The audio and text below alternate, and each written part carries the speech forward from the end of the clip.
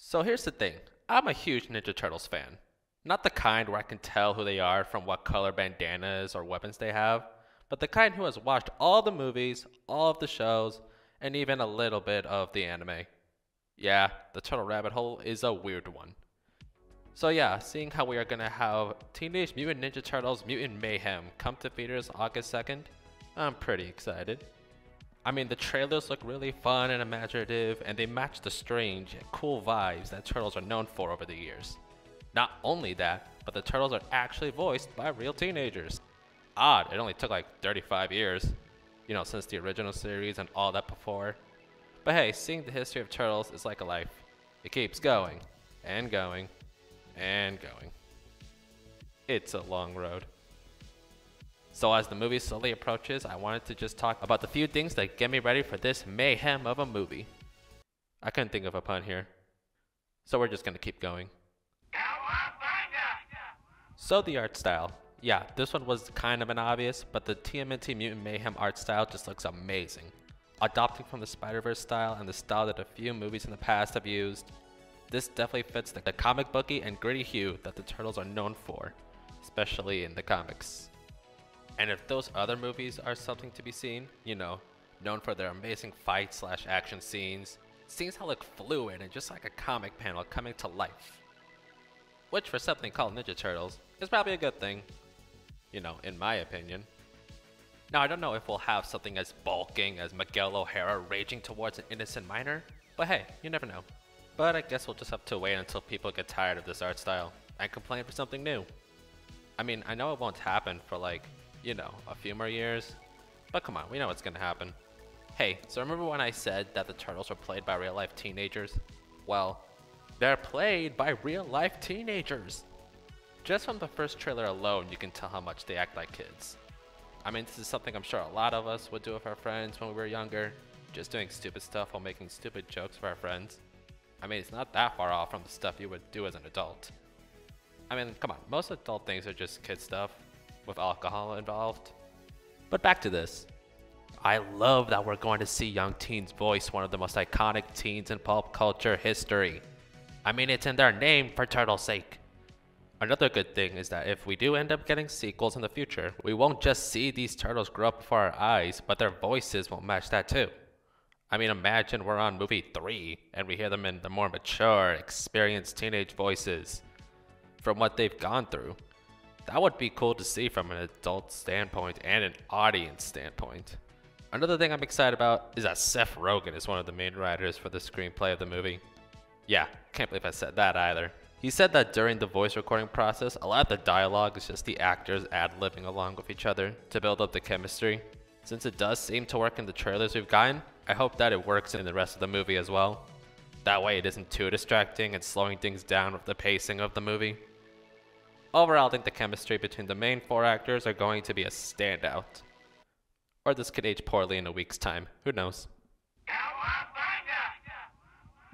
One thing I found to be true watching Turtle Media is that you can tell the type of fans the creators are while watching it.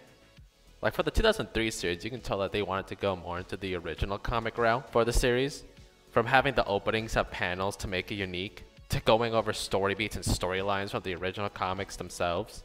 From the Shredder return arc to the meeting the Fugitoid. The first few seasons of the show especially show the inspiration the comics have for the show. I mean, the first moments from the very first episode is literally a shot-by-shot dialogue recreation of the first Mirage comic. Like seriously, look at it. They set the tone really quickly. Or with the 2012 series, aka one of the best if not the best of the series, you didn't hear it from me. From season 2 onwards, you can tell that the creators were fans of almost every Ninja Turtle media out there, with characters, designs, and references to old shows, movies, comics, even games showing up in the series.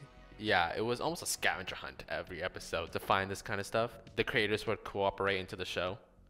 I mean, what other series would have homages to Ninja Turtle memorabilia like Pizza Face, Venus de Milo, the Scare Bears, aka the Dream Beavers, Splinter showing up in the Blue Fire? I mean, they had Mikey trapped in the Flush-O-Matic. Like, come on, these guys know their stuff. Who even remembers the Flush-O-Matic? Anyways, I can make a whole other video talk about the 2012 series. But circling back to the new movie, the references to the classic 80s series are just awesome to see. I mean, not only do we have the classic letter initials on their belt buckles, but the way that the character designs just obviously resemble the original toys are just so cool. From the moment I saw them in the trailer, I just noticed the black belts and the arrangements that the original toys were, to the fact that their shoulder and knee pads were the corresponding color, like the action figures were. I mean, it's just really cool to think about how they used the toys they probably collected and played with as kids to create the designs for the new Turtles. The last big indicator for me that these were just blatantly inspired by the toys was that their own weapons had the orange like wood color and texture from the action figures too. Like, come on, that's pretty cool.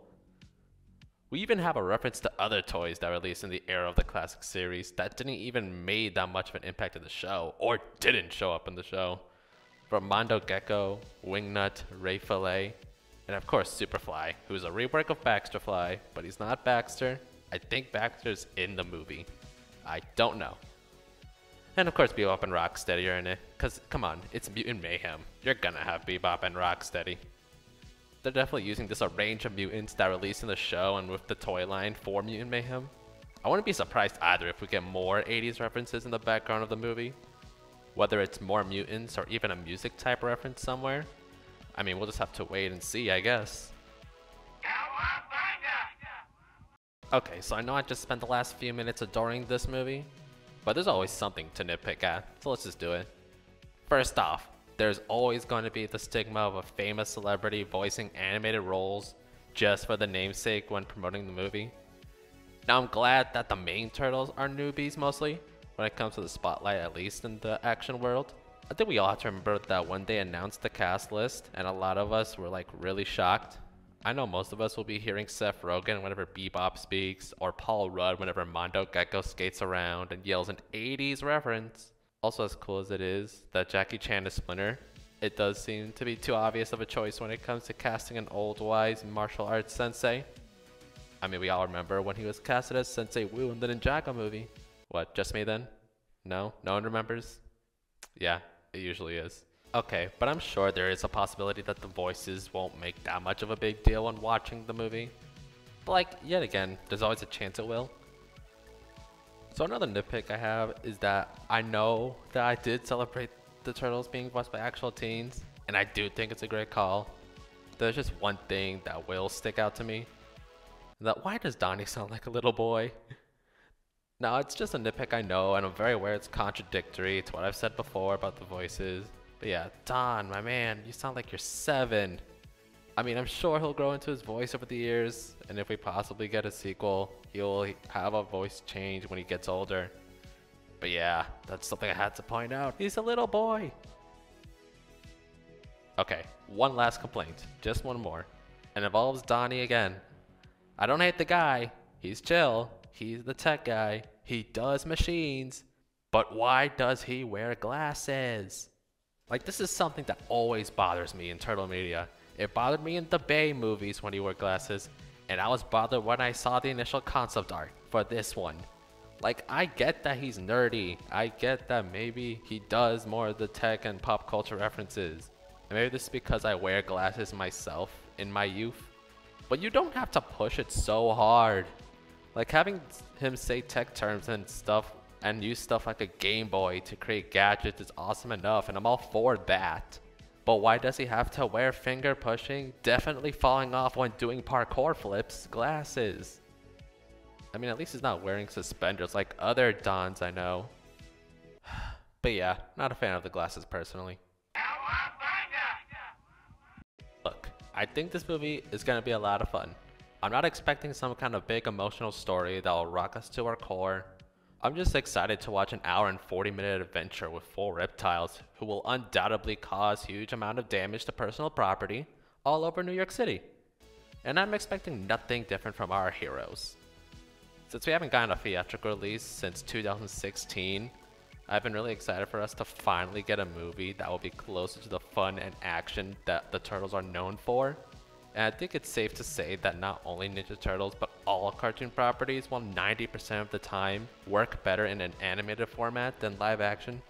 Like, translating stuff from cartoon to live action is just a mess most of the time. I mean, sure, sometimes we'll get something faithful like the 90s Turtles movie, but then other times we'll get an overall mess of what would have worked better as a cartoon. Like the 2014 Turtles movie. I think that this movie is going to be such a fun ride though, like for Turtle fans and non-Turtle fans. And with all the details of the movie being released that we discussed, I honestly don't know how there won't be some enjoyment to have. Like honestly, I just can't wait, and I'll definitely be watching. Oh, and Cowabunga, I guess. Cowabunga!